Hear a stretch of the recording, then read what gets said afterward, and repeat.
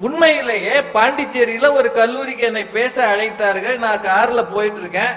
ஒரு பையன் பைக்கு ஓட்டிட்டு போறான். அவன் பின்னாடி அந்த பைக்ல 3 பொண்ணுங்க உட்கார்ந்து இருந்தது.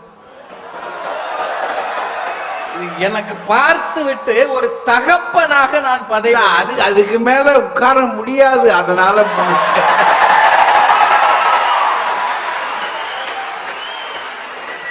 அது ஒரு பொறியியல் கல்லூரி. அங்க பேசுறதுக்கு நான் போறேன். 3 பெண்களை பின்னால் உட்கார வச்சு ஒரு பையன், அவன் 3 பேர் 4 பேரும் மாணவர்கள் தான். இது என்ன வகை நாகரிகம்? இது என்ன வகை வாழ்க்கை? இது என்ன வகை பண்பாடு? இதுவும் இருக்கிறது. இதை நாங்க சொல்ல வந்தா இது எங்கிருந்து கற்றுக்கொள்கிறீர்கள்? பேசுறாரு, நீ காலி நான் காலி அப்படின்னு ஒருத்தர் கவிதை எழுதினானா? இது என்ன இன்டர்நெட் இருந்ததுனாலதான் எழுதினானா? இல்ல அவனுக்கா எழுத வராதா? மைக்க கொஞ்சம் சரி பண்ணுங்கயா தயவு செய்து. கொஞ்சம் கலாம் ஐயாவை பத்தி பேசினாரு. பேசிட்டு என்ன சொல்றாரு? அது நாயர், அவரது உதவியாளர் நாயர் எழுதின புத்தகத்திலிருந்து படிச்சேன்னாரு. இன்டர்நெட்ல வாசிச்சேன்னு சொல்லல. அதுல அது சத்தியம் பேசினாரு. அதை நம்ம ஒத்துக்கிடுவோம். அப்படின்னா நாங்க பேசுறதெல்லாம் இன்டர்நெட்ல இருந்து எடுத்தோமா? அவங்க சொன்னாங்க இல்லையா, நீங்க மட்டும் புத்தகத்துல இருந்து எடுத்தீங்களையா? இன்னமும் புத்தகம் படிக்கிற ஆரோக்கியமான சிந்தனை இந்த மண்ணில் இருக்கிறது என்பதற்கு அவரே சாட்சி. ஒரு விஷயங்க அவர் சொன்னது எனக்கு ரொம்ப பிடிச்சது. என்னன்னா, அப்பாட்ட போய் கேட்கிறோம், ஏதாவது தகவல் கேட்டா கோவிச்சுக்கிறாரு. அம்மாட்ட கேட்கிறோம், எரிச்சல் போடுறாங்க. ஆசிரியர்கிட்ட கேட்கிறோம், கோபப்படுறாரு. ஆனால் கூகுள் ஒரு நாளும் கோபப்பட்டதில்லை அப்படின்னு ஒரு பெரிய செய்தியை நம்ம தம்பி சொன்னார். உண்மை அது. ஆனா அப்பாட்ட போய் தேவையில்லாத விஷயத்தை கேட்டா சொல்லி தர மாட்டார். ஆசிரியர்கிட்ட போய் ஆபாசமான விஷயங்களை கேட்டா அரைஞ்சிருவார். ஆனா கூகுள் 5 வயசு பையன் கேட்டாலும் சொல்லும், 50 வயசு ஆள் கேட்டாலும் சொல்லும்.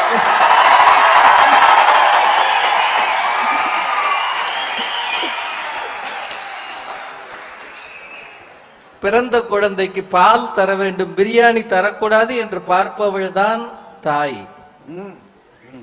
அறிவு ஒரு தாயிடம் இருந்து, ஒரு தகப்பனிடம் இருந்து, அல்லது தாய் தகப்பனை போன்ற ஆசிரியனிடமிருந்து வர வேண்டுமே தவிர எங்கோ இருக்கிற டப்பாவிலிருந்து வரக்கூடாது. அது டப்பாவிலிருந்து வர்றதுனாலதான் தப்பாவே வருது. அவரு ரொம்ப ஞானி. சென்னையில் வெள்ளம் வந்ததால் மழை பிழையா? மழை பிழை இல்லை. எப்ப திறக்கணுமோ அப்ப திறந்திருந்தோம்னா பிரச்சனை வந்திருக்காது. மழை எல்ல பிழை. அது மாதிரிதான் இணையதளங்களையோ வலைத்தளங்களையோ எப்ப பயன்படுத்தணும், எதற்கு பயன்படுத்தணும், எந்த அளவு பயன்படுத்தணும். சார் பட்டிமன்றம் அப்படின்னு நீங்க போடுங்க. அவர் என்ன யூடியூப்ல படிச்சு அந்த நடுவுல ஒரு தம்பி இருக்காரு நிதின், அவர் எங்களையெல்லாம் மன்னிச்சுட்டாராம். அவர்கள் அறியாமல் பேசுகிறார்கள். 3 பேரை மன்னிச்சுட்டேன். அப்பா நீதாயா வேணும் எனக்கு. நானும் ரொம்ப நாளா யார்கிட்டயாவது மன்னிப்பு வாங்கலான்னு இருந்தேன். இன்னைக்குதான் நிதின் கிடைச்சிருக்கிறாரு. யூடியூப்ல போய் பட்டிமன்றம்னு போடுங்க. ஐயா பேரு, நிறைய பேச்சாளர்கள் பேர்லாம் வரும். அது மட்டுமா வருது? மட்டுமா வருது? அதுக்கு பேரு ஹோம் பேஜ்னு பேரு. நான் சொல்றது டெக்னிக்கலா ஹோம் பேஜ். அந்த ஹோம் பேஜ்ல பட்டிமன்றம்னு வருது. அடுத்து ஒரு கட்டம் இருக்கு. அத தெரியாம நீங்க தட்டிட்டீங்கன்னா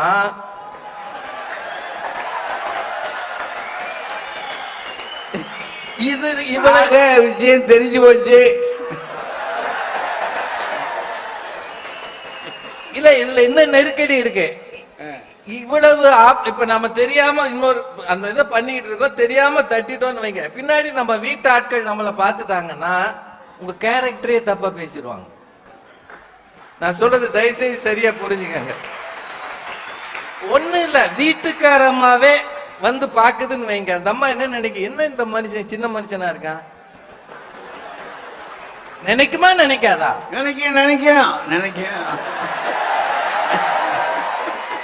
தடுமாறி விழுவதற்கான வாய்ப்புகள் மிக அதிகம் இருப்பதால் தான் இளைஞர்களுக்கு இது தடைன்னு நாங்க சொல்றோம்.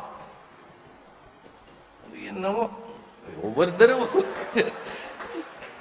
உண்மையிலே நீங்க உணர்ந்துக்கங்க, என்ன நடக்கிறதுன்னு பாருங்க. அந்த தம்பி ரொம்ப வேகமா பேசினார். யூனூஸ் என்கிற தம்பி, அவரது பெயரை அந்த வீட்டில் வச்சாங்க, அவங்க ஹிந்து குடும்பம். அதற்கு காரணம் ஃபேஸ்புக், இன்டர்நெட், வாட்ஸ்அப் அப்படின்னாரு. இந்த ஃபேஸ்புக் வாட்ஸ்அப் எல்லாம் வராத காலத்துல யாரும் யாருக்கும் உதவி செய்தது இல்லையா? செஞ்சாங்க. அப்படின்னா அந்த இன்டர்நெட் அல்லது வாட்ஸ்அப் யூனுஸையும் அந்த குடும்பத்தையும் இணைத்தது. ஆனால் அதற்கு முன்னமே உதவ வேண்டும் என்ற எண்ணம் யூனுஸுக்குள் இருந்தது. அது அடிப்படை உணர்வு. அது அடிப்படை உணர்வு. அது காலம் காலமாக இருப்பது. அடுத்தவனுக்கு உதவணும் அப்படின்றது காலம் காலமாக இருப்பது. அந்த உதவிக்கு ஒரு வாய்ப்பு தந்தது.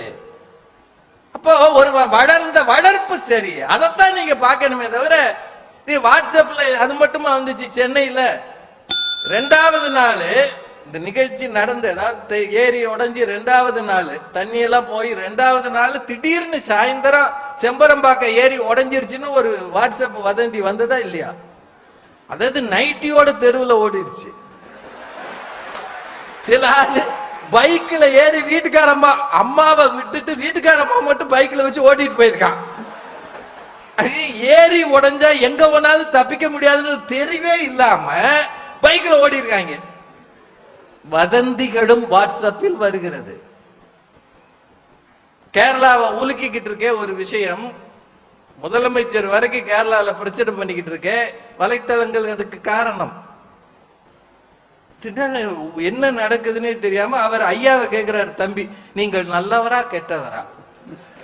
நீங்கள் வாட்ஸ்அப்பை ஒழுங்காக பயன்படுத்துகிறீர்களே, அப்போது நீங்க நல்லவர் தானே? அந்த தம்பி, ஐயா என்ன +2 படிக்கிறாரு? இளைஞர்களுக்கு பிரச்சனையான்னு கேட்டா, ஐயா உங்களுக்கு அவருக்கு வாட்ஸ்அப்ல வந்ததே சமயத்துல பார்க்க தெரியாது.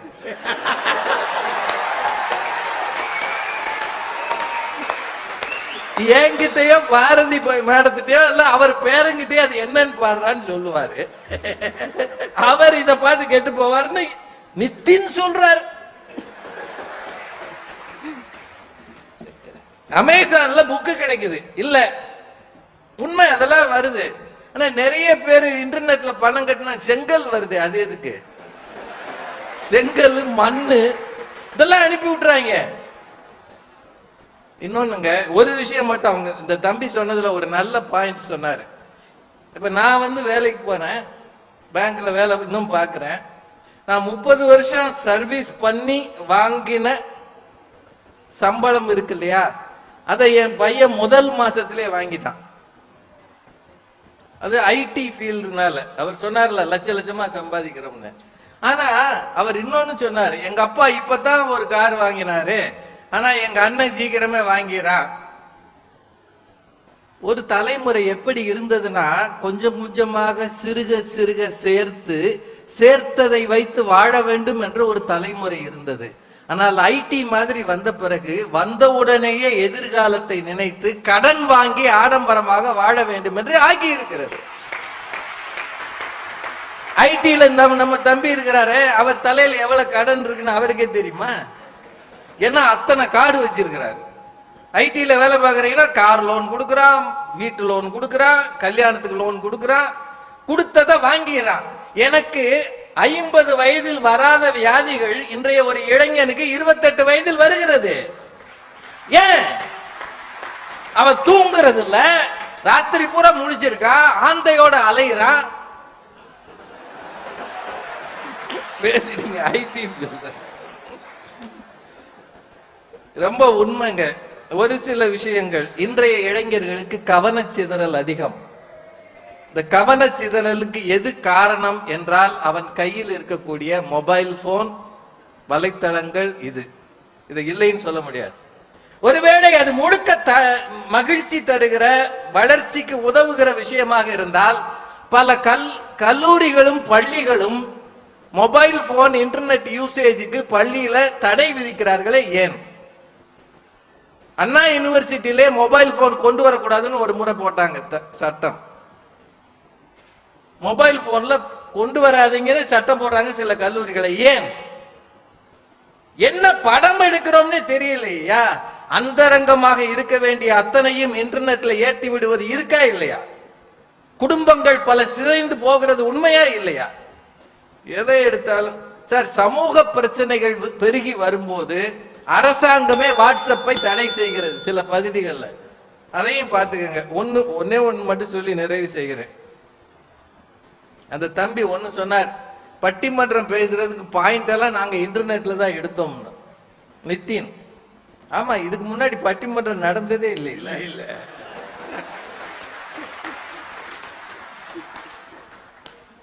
ஐயா 1961 இருந்து மேடையில் இருக்கிறார். கணக்கு போட்டா 55 வருஷம் ஆச்சு. 55 வருஷமா அவர் இன்டர்நெட் பார்த்து பட்டிமன்றம் பேசுறார். அதுல ஒரு விஷயத்தை சொல்லி அப்புறம் தான் அவர் தீர்ப்பு கொடுக்கிறார். ஏன் தம்பி, என்னமாப்பா எங்க நேரம் இப்படி ஆயிடுச்சு சார். உங்க எல்லார்ட்டையும் இளைஞர்கள்ட்ட நேர்மையா கேட்கிறேன், தொழில்நுட்பம் என்பது தவிர்க்க முடியாதது, அது வரட்டும். ஆனால் அந்த தொழில்நுட்பம் குடும்பங்களை இணைக்கிறதா பிரிக்கிறதா? பெற்றோரோடு பிள்ளைகளை நெருக்கமாக்குகிறதா விலக்கி வைக்கிறதா? உங்க பையனுக்கு மொபைல் வந்தா உங்க பக்கத்துல நின்று பேசுவானா, தள்ளி போய் பேசுவானா? வீட்டுக்குள்ள வரும்போது ஏற்கனவே வந்த மெசேஜ் எல்லாம் டெலீட் பண்ணிட்டு வருவானா, இல்ல அப்படியே இருக்கட்டும்னு வைப்பானா? நடுராத்திரி போர்வைக்குள்ள குனிஞ்சு வச்சு இப்படி இப்படி பார்த்துட்டு என்னடா அப்படின்னா ஒண்ணும் இல்லைன்னு தூங்கிடுவான். அது எல்லாத்துக்கும் மேல அந்த போனுக்கு ஒரு செக்யூரிட்டி லாக் வச்சிருக்கான் பாத்தீங்களா? 40,000 ரூபாய் கொடுத்து போன் வாங்கி கொடுத்த அப்பா கதறினாலும் அது திறக்காது. அது அலிபாபா கொகை மாதிரி அண்டா காக்கசம் அபு காசம் திறந்துடுச்சு. அவர்தான் வாங்கி கொடுத்திருக்காரு, அவர்தான் மாசம் மாசம் ஏர்டெல் பில் கட்டுறாரு. ஆனா அவர் திறக்க முடியாது. இப்படி கூட அப்படி ஒண்ணு பண்ணிட்டானா உள்ள என்ன இருக்குன்றது அவனுக்கு தான் தெரியும். நம்ம வீட்டுக்குள்ள நாம சாப்பாடு போடுறோம், நாம வளர்க்கிறோம், நம்ம பக்கத்திலேயே இருக்கிறான். அவன் எதிர்காலம் தான் நம்ம எதிர்காலம்னு நம்பிக்கிட்டு இருக்கிறோம். அந்த பையன் என்ன செய்வான்னு நமக்கு தெரியாம செய்வானா? இதுக்கு ஒரு இன்ஸ்ட்ருமெண்ட் உதவுமா? இதுதான் அந்த பையனை வளர்க்க போதான். இது சொல்றதுக்கு அடுத்து பாரதி மேடமும் வரப்போறாங்க.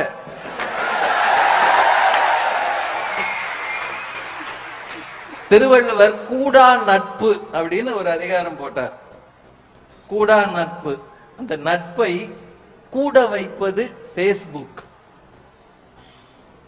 ஒரே ஒரு கேள்வி, கிரைம் நிறைய இருக்கு, அது உலகம் தோன்றிய காலத்திலிருந்து இருக்கு. ஆனால் இந்த ஊடகங்கள் வந்த பிறகு சைபர் கிரைம்னு ஒரு டிபார்ட்மெண்டே வந்திருக்கே. ஏன்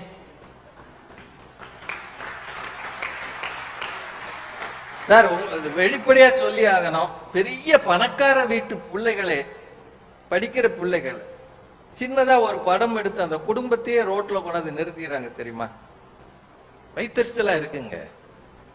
கண்ணியமாக வாழ வேண்டிய பலர் இந்த சின்ன ஒரு மொபைல்னால, சின்ன ஒரு ஆசையினால, சின்ன ஒரு ஃபேஸ்புக் தொடர்புனால பரம்பரையினுடைய கண்ணியத்தையே குறைச்சிட்டு வாழ்றாங்க. தயவு செய்து உங்க பிள்ளைகளுக்கு சொல்லுங்க, அப்பா அம்மாவுக்கு தெரியாமல் இருக்கிற எந்த தொடர்பும் அவசியம் இல்லை. அப்படி இருந்தால் அவன் வளர்ச்சியும் அவன் குடும்ப கௌரவமும் குலைந்து போகும் என்கிற அச்சத்தில் பெற்றோர் வாழ்ந்து கொண்டிருக்கிறார்கள். மறந்துடாதீங்க. இதனால் பலர் தங்கள் பிள்ளைகளை மேல் படிப்புக்கு அனுப்புவது இல்லை. இத்தனைக்கும் காரணமான வலைத்தளங்கள் இளைஞர்களுக்கு மகிழ்ச்சி, ஒத்துக்கொள்கிறேன். ஆனால் வளர்ச்சிக்கு துணையா? மனசாட்சியோடு யோசித்து பாருங்கள். நடுவர் நல்ல தீர்ப்பு தருவார் என்று சொல்லி வாய்ப்புக்கு நன்றி கூறி மிகச் சிறப்பான அவையை வணங்கி விடைபெறுகிறேன். நன்றி வணக்கம். கூடா நட்பு என்று வள்ளுவன் சொல்லி இருக்கிறானே, அது அந்த இணையதளத்திலிருந்து அவனுக்கு வருகிற நட்பு தான் என்று ராஜா அவர்கள் சொன்னார்கள். இதைத்தான் கேட்ட உண்மை மாதிரியே இருக்கும், ஆனா உண்மை இல்லை. அதே வள்ளுவன் சொன்னான், அருவினை என்ப உளவோ கருவியால் காலம் அளந்து செய்யின் என்று அதே வள்ளுவன் சொன்னான். எந்தெந்த காலத்தில் எந்தெந்த கருவி இருக்கிறதோ அந்த கருவியின் உதவியோடு தான் நீங்கள் வெற்றி பெற முடியும் என்று வள்ளுவன் சொன்னதை வசதியாக ராஜா அவர்கள் மறந்து விட்டார்கள். உங்களுக்கு மாத்திரம்தான் திருக்குறள் தெரியுமா? எங்களுக்கு தெரியாத?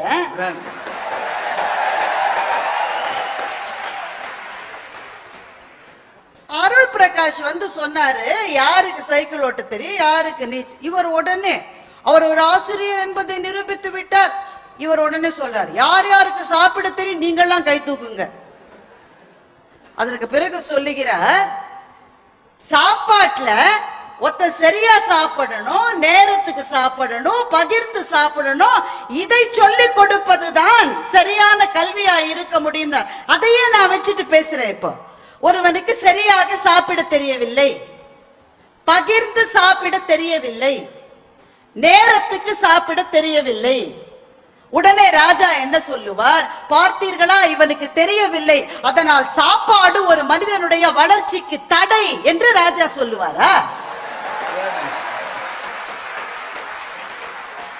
இணையதளத்தை ஒருவருக்கு பயன்படுத்த தெரியவில்லை என்றால் அதற்கு அவர்களை நான் தயார்படுத்த வேண்டுமே தவிர இணையதளம் வளர்ச்சிக்கு தடை என்று எப்படி சொல்லுகிறீர்கள் நீங்கள்? அதுல அவருக்கு ஒரு கவலை தான் சார் ரொம்ப அதிகம். அவரோட வருத்தம் நீங்க புரிஞ்சுக்கிட்டீங்களா? சரியா? பாண்டிச்சேரியில ஒரு கல்லூரிக்கு அவர் போயிருக்காரு.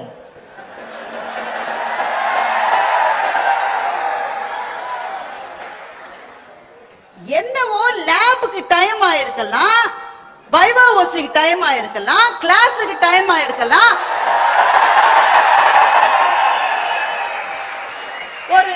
ஒரு தம்பி 3 தங்கைகளுக்கு பைக்ல இடம் கொடுத்து அழிச்சிட்டு போறாரு.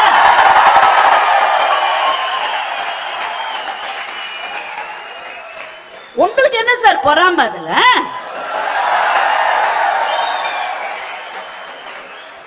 சார் எதுவுமே நாம பார்க்கிற பார்வையில இருக்கு சார். அவசரத்துக்கு உதவி பண்ணாருன்னு பாத்தீங்கன்னா அந்த தம்பியை நீங்க பாராட்டணும். நீங்க மேடை போட்டு இங்க பாண்டிச்சேரியில நடந்ததா அந்த தம்பியா மறந்துருப்பான், இவர் இன்னும் மறக்கல பாருங்க. அது எப்படிமா மறக்க முடியும்? 3 பேர் எல்லாம் ஓட்டிருக்கேன். மனசு எப்படி துடிக்குது தெரியுமா? அது தவறாவே இருக்கட்டும், அந்த தம்பி செய்தது தவறு. இணையதளத்திலிருந்து வந்ததுதான் இது என்று எப்படி சொல்லுகிறீர்கள் நீங்கள்? நீங்க அந்த காலத்துல பார்த்த சிவாஜி கணேசன் படத்துல அவருக்கு 4 காதலிகள் இருந்தது இல்லையா? என்ன எதனால இணையம் தானே உங்களுக்கு பிணை? அவர் சொல்றாரு, கூகுள் என்பது தகவல்களை தருகிறது என்பது நமக்கு வசதி இல்லையா? உண்மையிலே நாம் எது ராஜா சார் சொல்றாரு, ஒரு பையன் தப்பான ஒன்ன கேட்டாக்க அப்பா வந்து தரமாட்டாரு, ஆசிரியர் அடிப்பாரு, ஆனால் கூகுள் அதை தரும் என்று ராஜா சொல்லுகிறார். பட்டிமன்றத்தினுடைய யூடியூபை நீங்க போட்டு பார்த்தா வேற என்னவோ வருது ராஜா சாரினுடைய போன்ல.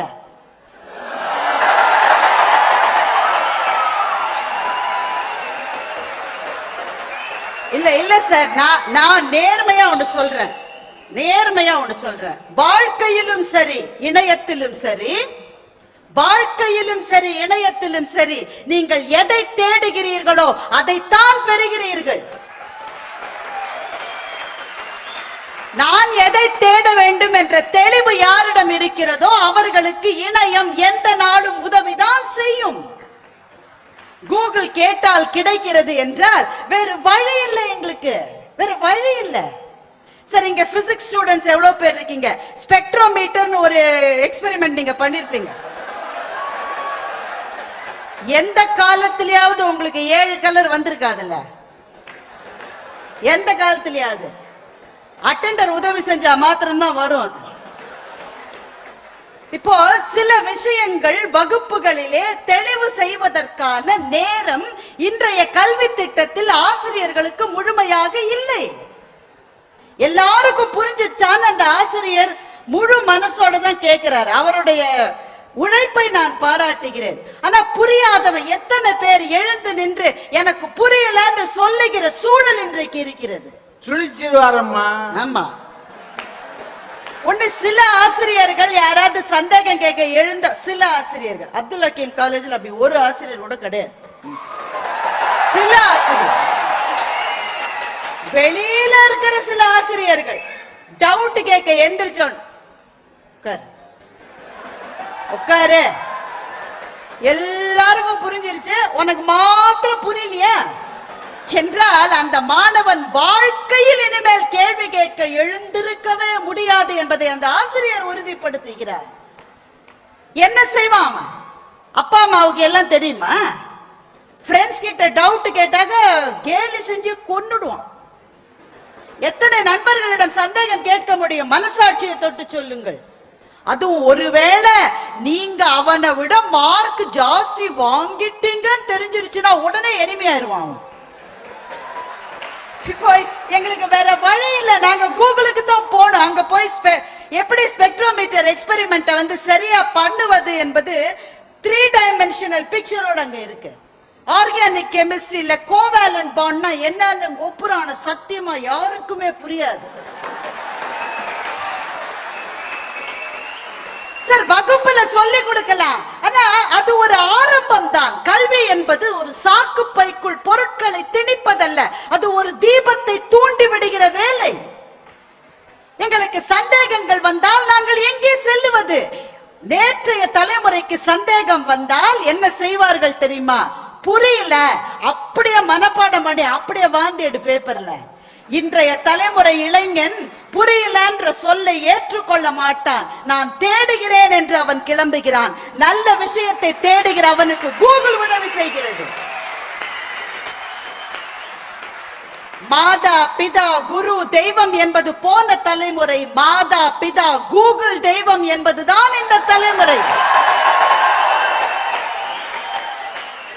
இது ஆசிரியர்களுக்கும் சேர்த்து. இன்றைய தலைமுறை எப்படி இருக்கிறது தெரியுமா? மாணவன் எழுந்து கேள்வி கேட்கிறான், சார் ஆசிரியருக்கு தெரியல. ஆசிரியர் சொல்றாரு, இது எனக்கு தெரியல, நீ கூகுள்ல சர்ச் பண்ணிட்டு வா, நானும் கூகுள்ல சர்ச் பண்ணிட்டு வரேன், நாளைக்கு டிஸ்கஸ் பண்ணலாம்னு சொல்றாங்க பாருங்க. அதுதான் இந்த தலைமுறை மாணவனை அடுத்த தலைமுறைக்கு அழைத்து செல்லும். சேஷாத்ரி சொல்லுகிறார், அவன் சொல்லிடுறான் சம்பளத்தை பகிர்ந்துக்கிடுவோம்ன்றான். இல்லை ஐயா, அதைத்தான் சேஷாத்ரி சொன்னார். அது அமெரிக்க கம்பெனி, அங்க போய் நீங்க ஏன் உங்க காசை கொட்டுறீங்க? அந்த அமெரிக்க கம்பெனியினுடைய செயல் தலைவராக இருப்பவர் சுந்தர் பிச்சை என்கிற எங்கள் ஊர் இளைஞர். கூகுள்லயும் சரி நாசாவிலையும் சரி 50% மேல் எங்களுடைய இந்திய இளைஞர்கள் தான் வேலை செய்கிறார்கள் என்று சொன்னால், கற்றலின் புதிய முறைகளை இணையதளம் இன்றைக்கு சாத்தியமாகி இருக்கிறது. அது எனக்கு வேண்டாம் என்று சொன்னால் இருட்டறையில் நீங்கள் இருப்பீர்கள். 3 பேர் அப்படித்தான் இருப்பீங்கன்னு சொன்னா நாங்க என்ன செய்ய முடியாது? இருந்துட்டு போங்க. அல்ல சேஷாத்ரி பேசுகிற போதா நான் கடகடன்னு சொல்லிடுறேன், நேரம் ரொம்ப இல்லை. இந்த சுபலட்சுமி நல்லா பேசிச்சு அந்த பொண்ணு. ஒரே ஒரு வருத்தம் தான், பேஸ்புக்ல மாணவனும் ஆசிரியரும் ஃப்ரெண்டா இருக்காங்களாம். சுபலட்சுமி உங்களுக்கு விஷயமே தெரியாதா? ஆசிரியர் ஃப்ரெண்ட் ரெக்வெஸ்ட் கொடுத்தா அதெல்லாம் அக்செப்ட் பண்ற அளவு நாங்க ஈனாவானவா?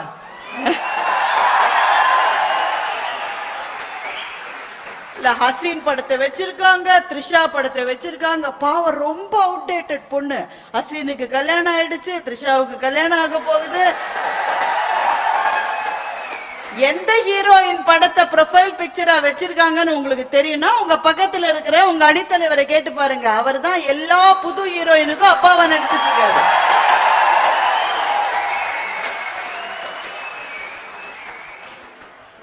புத்தகம் படிப்பதை பற்றி ராஜா சார் சொன்னார். என்னதான் இருந்தாலும் ஒரு புத்தகத்தை பிரித்து படிக்கிற மாதிரி வருமானு. அதுவே மாறி வருகிற ஒரு கருத்தாக்கம். இன்றைக்கு புத்தகங்களை படிப்பது கூட இ புக்ல உங்களால படிக்க முடியும். ஒரு புத்தகத்தை நீங்கள் பிரிண்ட் பண்ணுவதற்கு, ஒரு எடிஷனை பிரிண்ட் பண்றதுக்கு எத்தனை ஆயிரம் மரங்களை நாம் பலி கொடுத்து பேப்பரை தயாரிக்கிறோம் உங்களுக்கு தெரியுமா? எவ்வளவு நாள் மரங்களை வெட்டி வெட்டி வெட்டி வெட்டி தாள்களை தயாரித்து புத்தகங்களை செய்து கொண்டிருக்க போகின்றோம். அந்த புத்தகம் இ புக் என்று வந்தால் எத்தனை பேருக்கு உதவியாக இருக்கும்? எத்தனை மரங்கள் கொல்வது அங்கே குறைக்கப்படும். இது இந்த இடத்துல தொழில்நுட்பம் உங்களுக்கு உதவி செய்யவில்லையா? நான் மடமடன் சொல்லிடுறேங்க. இந்த சோசியல் நெட்வொர்க் இல்லாத காலங்களில் பேப்பர்ல அட்வர்டைஸ்மெண்ட் வரும். இந்த மாணவனுக்கு படிப்பதற்கு உதவி தேவை என்று வரும். நாம் அதை பார்ப்போம். பாவம், எனக்கு முடியல, எனக்கு வசதி இல்லை, எனக்கு வசதி இருந்தா இந்த மாணவனுக்கு உதவி பண்ணிருப்பேன் அப்படின்னு சொல்லிட்டு பேப்பரை கிழிச்சு போட்டுருவோம். இன்னைக்கு அதே செய்தி எனக்கு Facebookல வருது, இல்ல வாட்ஸ்அப்ல வருது. நான் படிக்கிறேன், எனக்கு வசதி இல்லை, என்னால செய்ய முடியாது, நான் அதை கிழிச்சு போட மாட்டேன். என்னுடைய ஃப்ரெண்ட்ஸ் குரூப்ல ஒரு 100 பேர் இருக்காங்க, அங்க அனுப்புறேன். அவர்களில் யாருக்கு இயலுமோ அவர்கள் அந்த மாணவனுக்கு உதவலாம். எத்தனை மாணவர்கள் உதவி வாங்கி படிக்கிறார்கள் தெரியுமா? செஞ்சி பக்கத்துல இருக்கு. செஞ்சியில ஒரு அரசு பள்ளிக்கூடம். அரசு பள்ளிக்கூடத்துல சுவர் கட்டணுங்க, பர்மிஷன் கொடுக்க மாட்டேன்றாங்க, காசு இல்ல. அந்த கழிப்பறையை மறைப்பதற்கான சுவர், பெண்கள் படிக்கிற பள்ளி எவ்வளவு முக்கியம். காசு இல்ல. என்ன பண்ணாங்க தெரியுமா? நெட்வொர்க்ல போய் தேடி பார்த்தாங்க, கூகுள் சர்ச் பண்ணாங்க.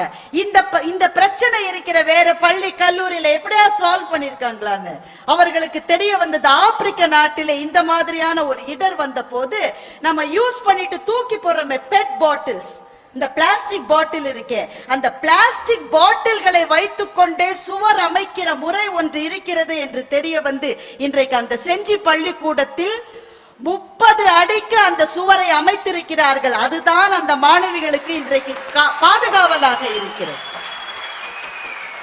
அடிப்படையிலே இணையதளம் என்பது நாம் அடுத்த கட்டத்துக்கு போவதற்காக உதவுகிறது. ஒன்று. இரண்டாவது, இன்றைய உலகில் வெற்றி என்பது தொடர்பு கொள்ளுதலில் இருக்கிறது. Collaborate and communicate. இது 2 தான் இந்த உலகத்தின் வெற்றிக்கு தேவை. அப்துல் ஹக்கீம் பள்ளியிலே கல்லூரியிலே படிக்கிற ஒரு மாணவன் ஃபைனல் இயர்ல இருந்துட்டு இருக்கா, ஒரு நல்ல ப்ராஜெக்ட் பண்ணிருக்கான். அந்த ப்ராஜெக்டை பற்றி வேற ஒன்றும் வேண்டாம், இணையதளத்தில் அவன் பதிவு செய்தால் சிங்கப்பூரில் இருந்து அவனுக்கு ஜாப் இன்டர்வியூக்கு கால் வருகிறது. அவன் சொல்லுகிறான், சிங்கப்பூருக்கு போற அளவு எனக்கு காசு இல்லைங்க, வசதி இல்லைங்க என்று சொன்னால், நீ வரணும்னு யாருப்பா சொன்னா? ஸ்கைப்ல இன்டர்வியூ வச்சிருக்கலாம். ஸ்கைப்ல இன்டர்வியூ நடக்கிறது, அவன் தேர்வு செய்யப்படுகிறான் என்று சொன்னால் இவங்க 3 பேர் சொல்லுவாங்க, அதெல்லாம் செய்யக்கூடாது. அவனுடைய பயோடேட்டாவை பிரிப்பேர் பண்ணி புறா கால்ல கட்டி சிங்கப்பூருக்கு அனுப்புங்க. காலம் வளர்ந்து வருகிறது. இணையதளம் இன்றைக்கு ஒன்னே ஒன்று சொல்லி நான் முடிச்சுக்கிறேன். இந்தியாவின், ஏன் உலகத்தினுடைய மிக பிரம்மாண்டமான கணித மூளை என்று யாரை சொல்லுவீர்கள்? ராமானுஜனை சொல்லுவீர்கள். ராமானுஜன் மிக குறைந்த ஆண்டுகள் வாழ்ந்தார். அவர் வாழ்ந்த காலத்தில் அவர் கண்டுபிடித்த தியரங்களை அவருடைய மறைவுக்கு பிறகு ஆராய்ச்சி செய்து பார்த்தார்கள். கிட்டத்தட்ட 7 வருஷங்களை ராமானுஜன் தன்னுடைய வாழ்க்கையில் வீணடித்திருக்கிறார். ஏன் தெரியுமா? ஏற்கனவே கண்டுபிடிக்கப்பட்ட தேற்றங்களை திரும்பவும் திரும்பவும் அவர் கண்டுபிடித்துக் கொண்டிருக்கிறார். இதை யாரோ ஒருவர் கண்டுபிடித்து விட்டார் என்ற தகவலே அவருக்கு வரவில்லை.